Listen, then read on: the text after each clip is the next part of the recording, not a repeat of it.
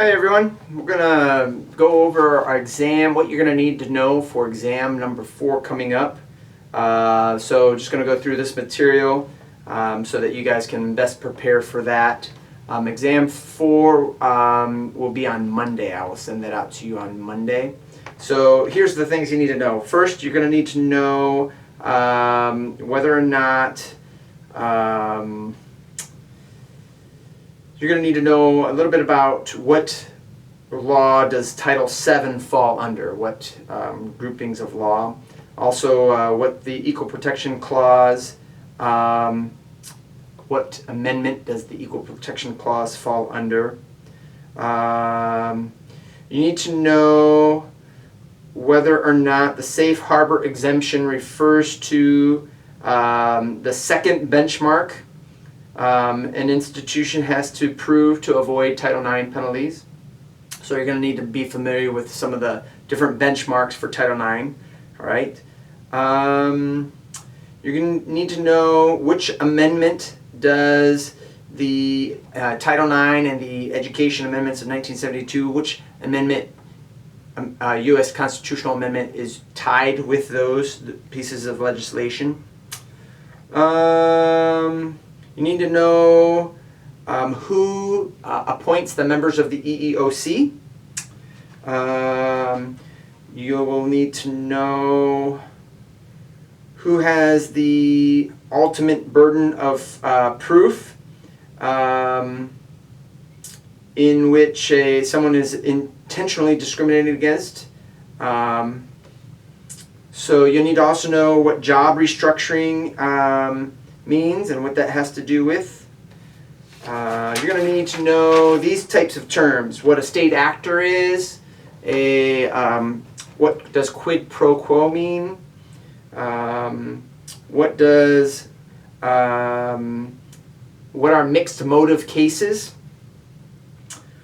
what is an undue hardship. You're going to need to know what the Lanham Act refers to, and what, let's see, you need to know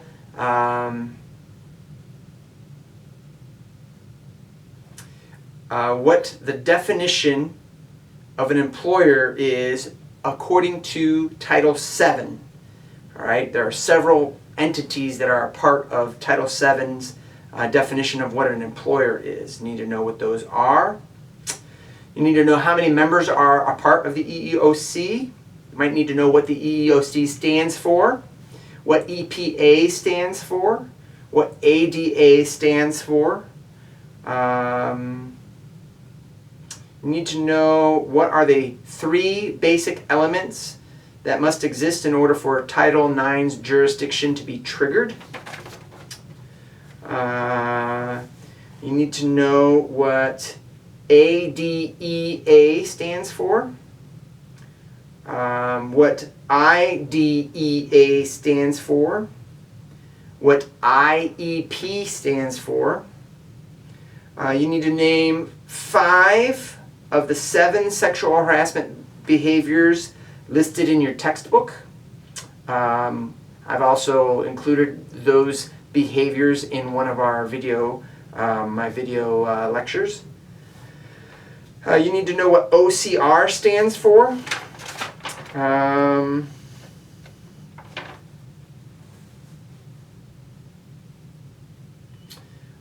You need to know how many employees so Title VII applies to employers with how many employees working for how many calendar weeks. So you need to know how many employees for how many calendar weeks does Title VII apply to organizations that Title VII applies to. Okay.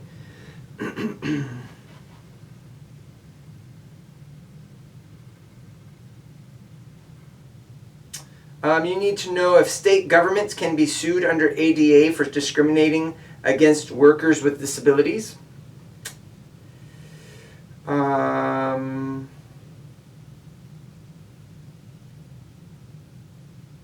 You need to know whether or not job restructuring, part-time or modified work schedules, reassignment to a vacant position, and modifications of examinations, if they are examples of an undue hardship.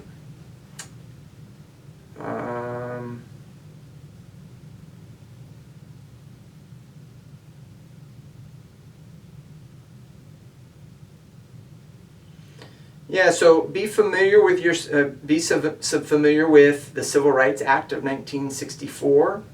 You're also going to need an understanding of the what primary section of the Americans with Disabilities Acts. There are 3 different titles that are pertinent to sports. You need to know what those are, and then the Rehabilitation Act, which section it primarily pertains to athletics there as well.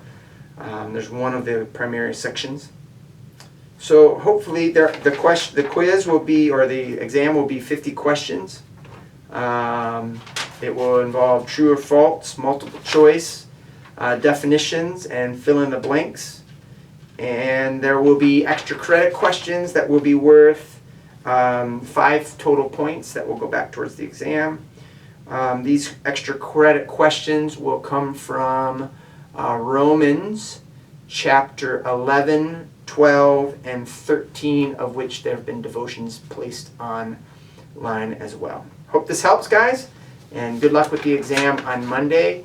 And hopefully I'll send out an email tonight letting you guys know that this study section is up.